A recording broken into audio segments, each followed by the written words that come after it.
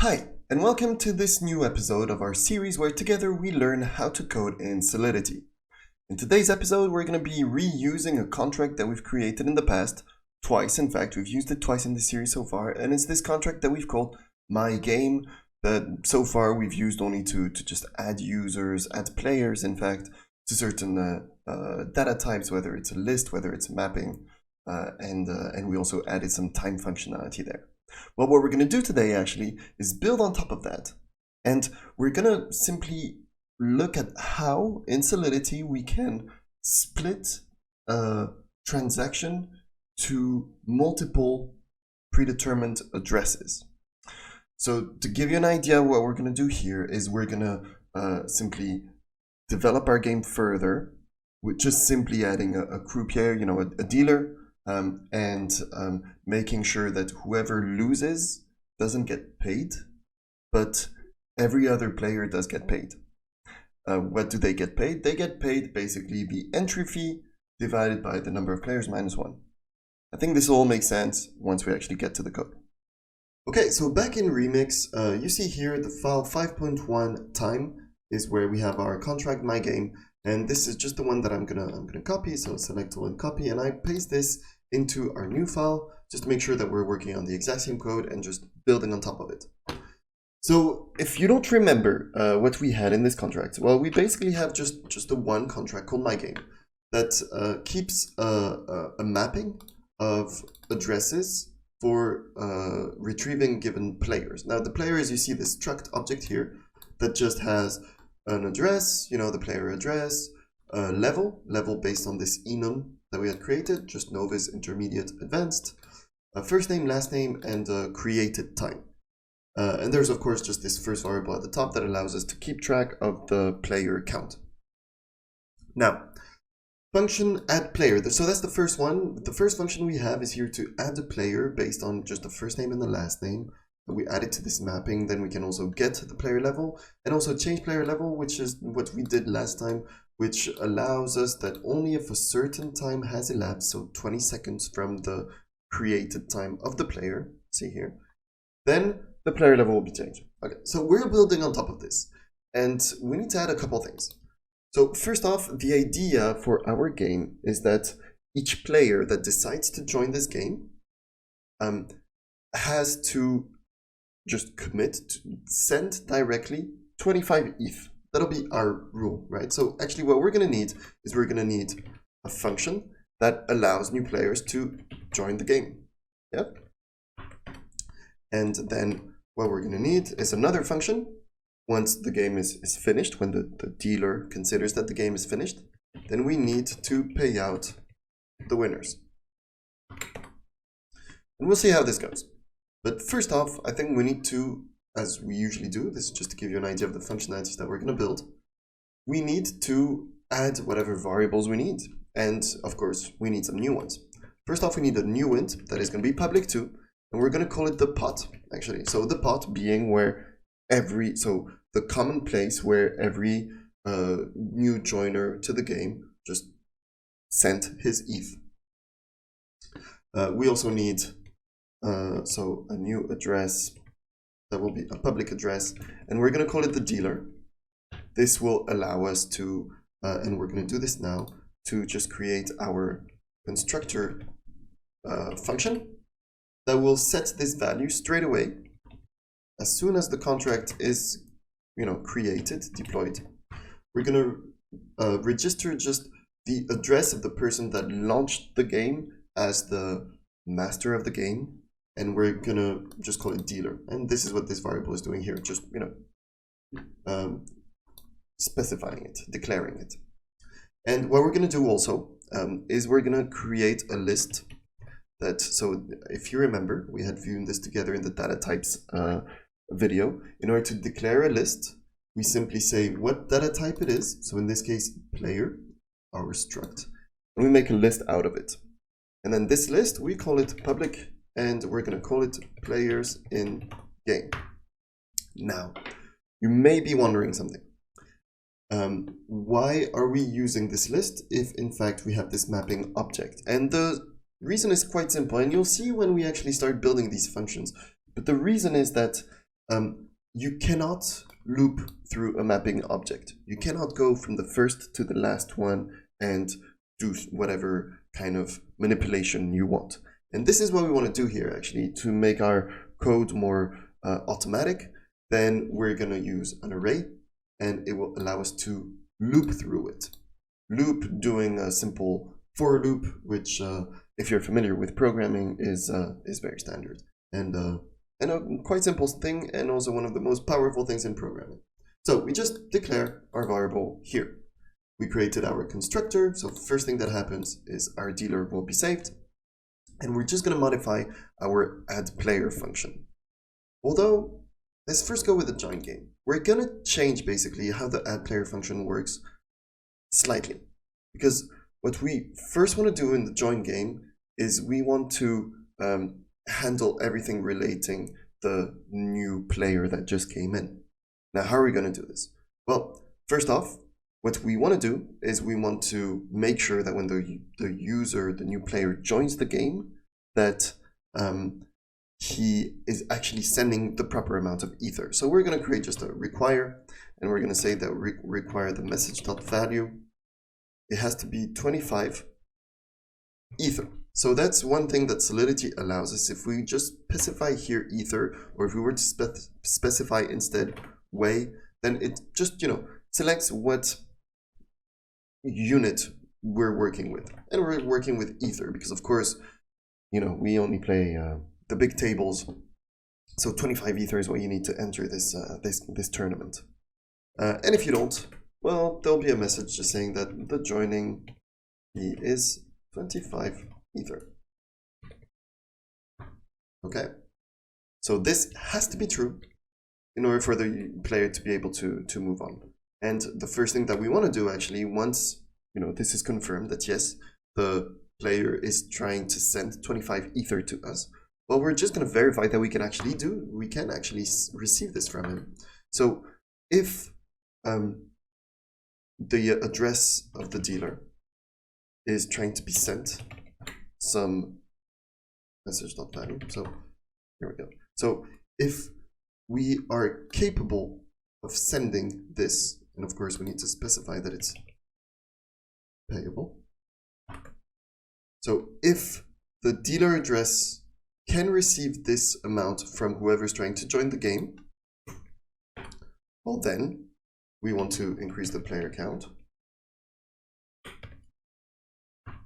And we want to also just keep track of what sum is inside of the pot, which is plus 25, because this is what the user has to send to our address.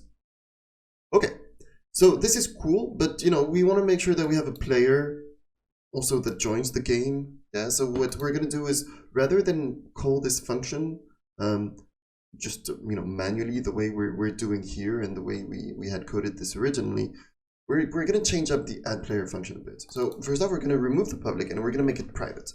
So this addPlayer function cannot be actually triggered from outside the contract. It can only be triggered from within this contract, and in fact, only this function is the one that will actually trigger it. So we call it private, and we don't actually need it to return anything to us anymore. So we can remove that. And therefore, we remove this statement here. Okay, but we're not quite done. Because, of course, what we said is that we want to be able to store the value of this new player inside of our list in order to be able to easily iterate through it and just access the user's, the player's attributes. So to do so, actually, we're also going to change this one up a bit. I'll do this, I'll copy this one here. What we're going to do is we're going to declare a local just inside of this function. We're going to declare a new variable that will be an instance of player that we just keep in memory for now. And we're going to call it new player equals this. That's just in order to avoid reusing this statement. And in fact, what we can do now, simply replace this value here. So we're still doing the same thing. You see, we're creating a player first, only in a separate line, and we're then adding this new player to our mapping.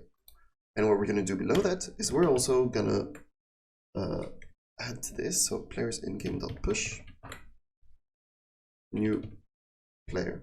So what we're doing here is we're also adding this new player that we just created to our array here that is called players in game.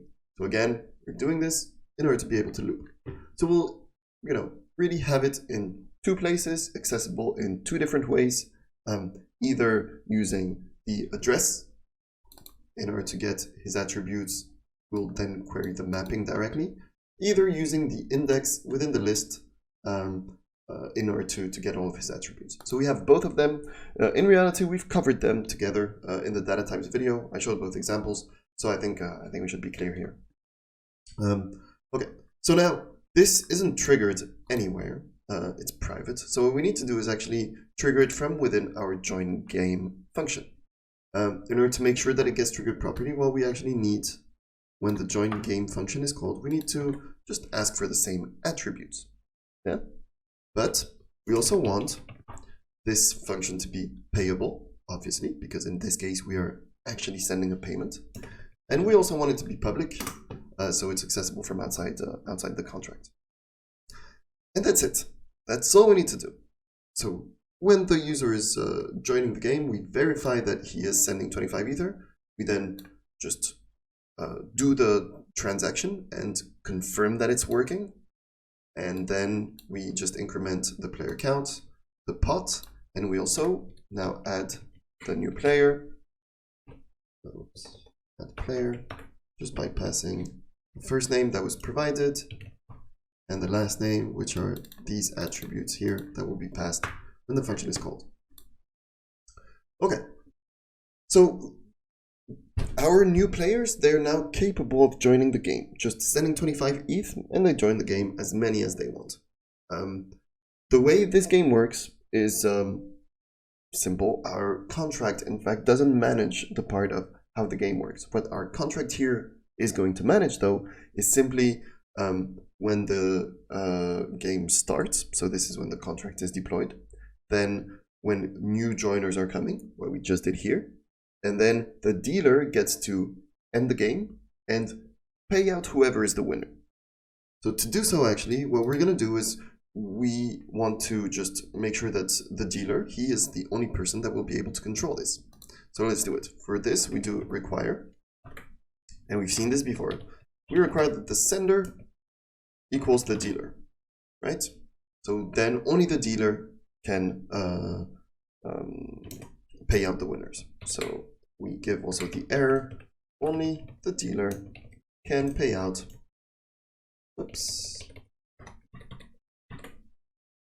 the winners. Simple. And in order to, let's continue.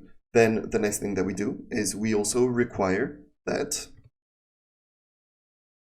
whatever value, so let's move back a little. What the users are doing here is that they're sending whatever Ether that they need to send in order to take part in the game, they're sending it to the dealer directly. So this will be stored in the dealer address. And the dealer then has to pay out the winners. What we want to make sure is that the dealer is in fact sending the proper amount to all of these players. And so we want to make sure that the message.value that is sent by the dealer equals to the pot, but it has to be equal to the pot.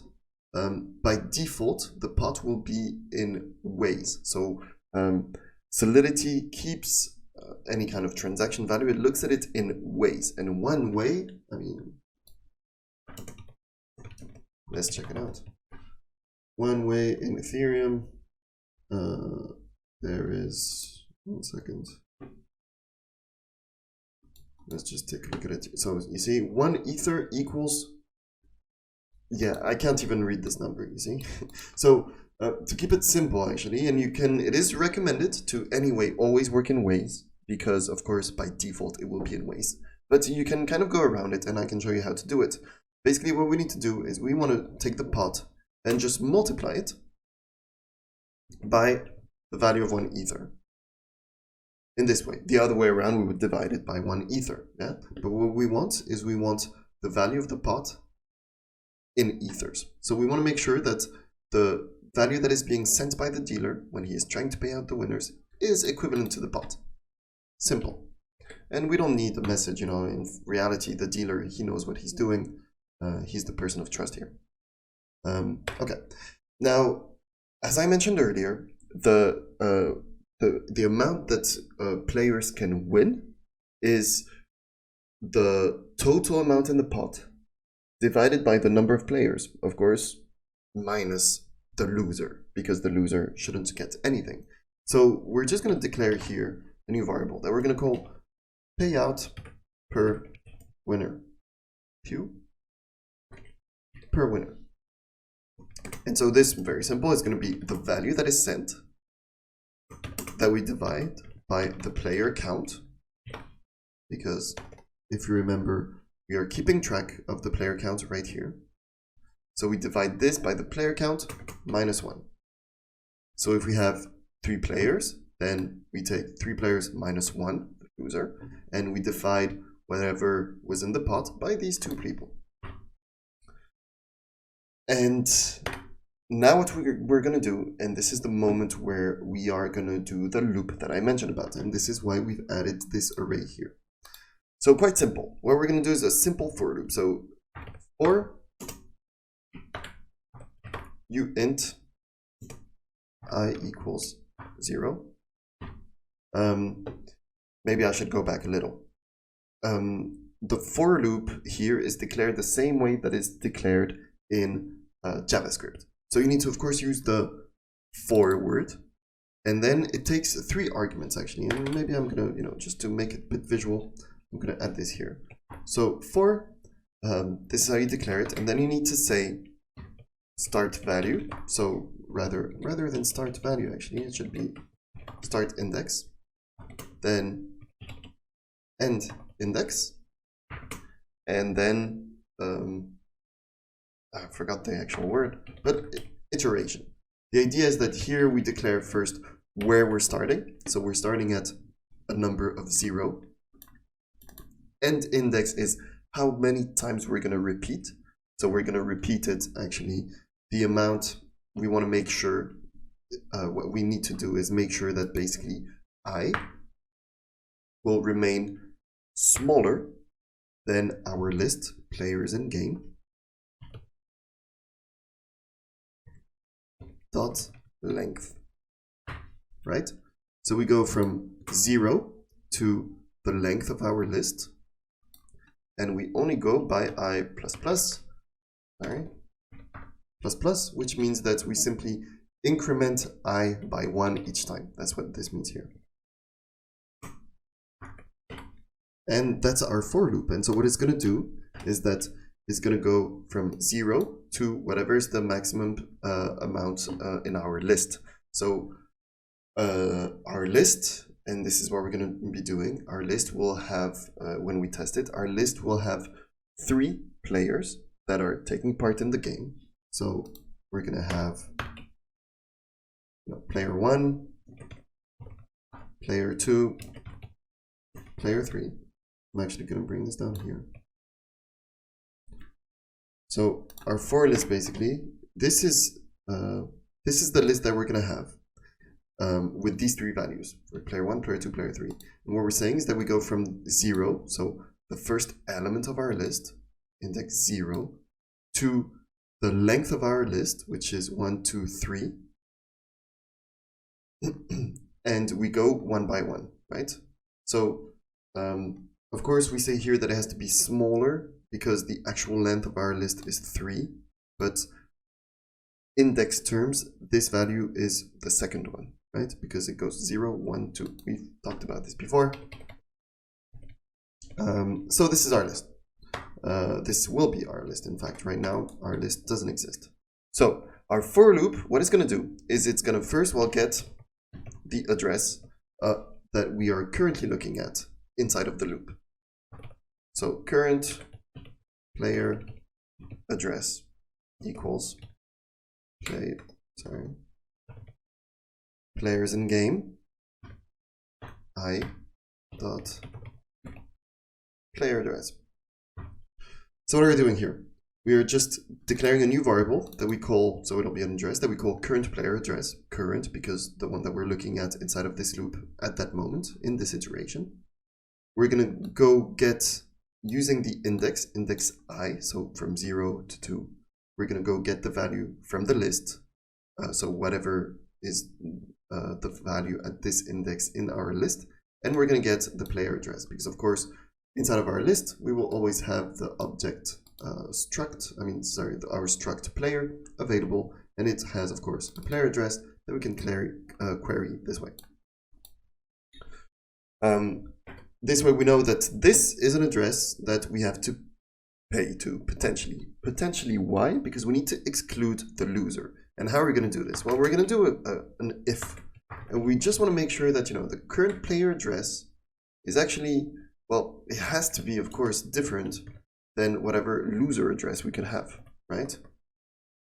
Because just to make sure that we don't pay off this loser address. And how can we get that? Well, actually the easiest way, and of course is not the only way and not necessarily the best way, but the easiest way that we're going to be using here is we're going to say that the dealer knows best, and the dealer is the person that chooses, of course, who is the loser and who are the winners, because the dealer is the person that took care of managing the game and making sure that the proper winners won.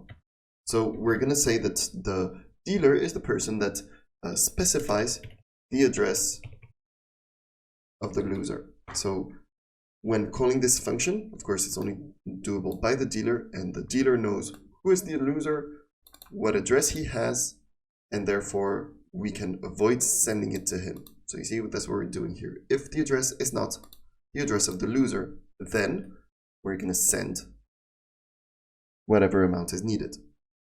So first off, we're going to go one second. Right.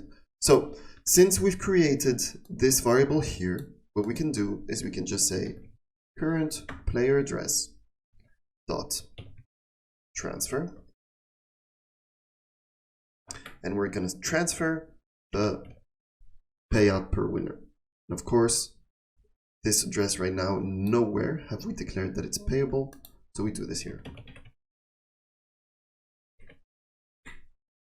So we declare that this address is payable, and we transfer to it the payout per winner, which is what the winner deserves. And then it will move on. So once this transfer is done, it will move on to the next iteration, which will be 1, which will be our second player from our list. It will check whether or not this is the address of the loser. If it isn't, it will do the transfer. Otherwise, it will just ignore this and move on to the next iteration, which will be the third address. Okay. So a bit of information. I hope this was all clear. Please let me know if ever it wasn't, of course, and how it wasn't. I'll try and just change the way I explain things. But now that we're done, we can go and test this. So back here in the compiler, of course, I compile it and we get a mistake. 1 second, sorry, I forgot to add here the fact that this function is payable and is public. So now I compile it and you see it works. Obviously important, payable, it's important to add it here because we actually do a paying transfer, and public because we want this to be usable and accessible from outside the contract. So right here you see we have all of these Ethereum addresses. We're going to be using 4 of them. Currently, they all have 100 ETH. Now here's what we're going to do. The first address here, this will be the dealer, and the 3 addresses below that, these 3, will be players. And what we're going to do then is we're going to deploy the address using the dealer's address. Deploy the contract using the dealer's address. So I hit deploy. And we have it here. So we have a lot of stuff that we don't necessarily need, right? We're not going to need to change the player level. We're not going to need to get the player level. This was from previous videos. And in fact, we can actually go now and remove them. So how do we do this? Just right now for ourselves, you see I just changed public to private. Same thing here, public to private. And I believe the rest is not. Yes, this is all good. So I come back here and I redeploy, recompile. And now I can redeploy it using the right dealer address. Okay, so now we have only the stuff that we need. So at the bottom, the first variable we have is pot, and this will display us the value of the pot, which is currently, of course, 0. Players in game will allow us that using the index, allow us to get, so the index, I from this loop, but the index 1 or 12, whatever, will allow us to get the value of this list at this index, which of course for now is empty. Very similar thing, but using our mapping called players and using the Ethereum address instead. And then player count, which is of course 0. And here you see we just have the dealer. This allows us to publicly see what is the address of the dealer, which of course is this one. So what we need to do is we need to get new players to join the game. So to do this, I'm going to change to our first player. Our first player, we're going to call him player 1, keeping things simple. Player 1. And of course, what we need him to do is to send 25, because we have it here, join game. The first requirement is that the value that is sent by this new joiner is of 25 ETH, right? If we do less than that, then we can just go ahead and do it. And I hit on join game. I need to bring up the console. Right, and you see it reverted. The transaction has been reverted. Reason provided. The joining fee is 25 ETH. So yes, indeed, what we need to do is we need to pass a value of 25. And now player 1 can join. You see, here we go. And so if I check the pot right now, we're at 25. If I check players in game at index, well, 0, because he's the only one, so we index 0. Then this will give us the info about this player. Great. The same thing can be done using his address. Let's just do it for testing purposes. I just paste his address and get players. And you see, we get the exact same information about the player. And then, of course, we can get the player count. That is now 1. Okay, let's move on. Oh, and you see also here at the top that the address of the dealer now has plus 25 ETH. And the address of this first player is at minus 25 ETH. And, whatever transaction cost. This is why it's not round numbers. So now we move on to the next one. And we also say that he sends 25. But he's going to be called player 2. And join game. Okay. So now if I check the player count, we have 2 players. And the pot, we're at 50. Getting interesting. Now, same thing. His value has been changed. And the last one will also, the last one also sends 25, but he will be player 3.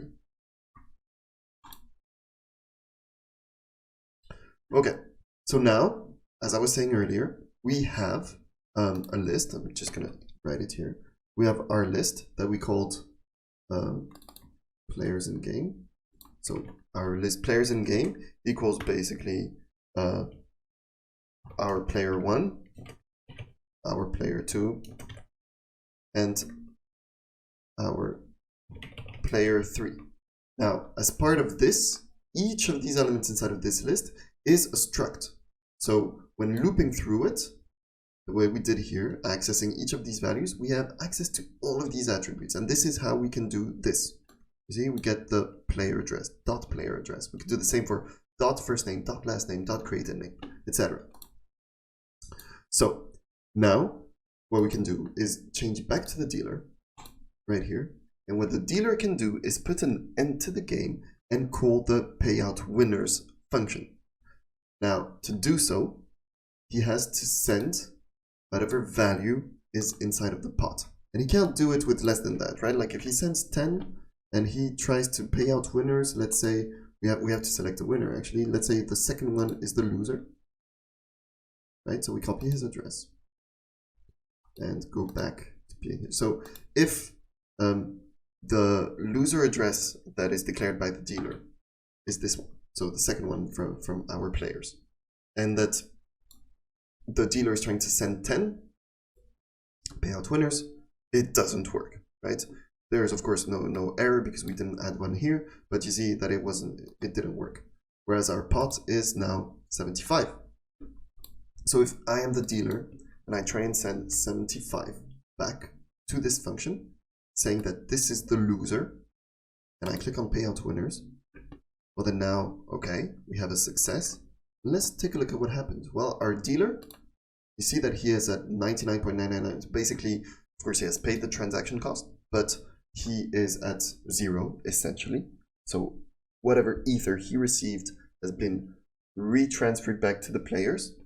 And you can see that player 1, which was one of the winners, is at 112.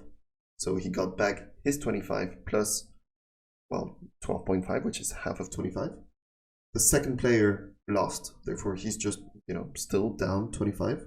And the third player got back his 25 and also got 12.5 ether in return.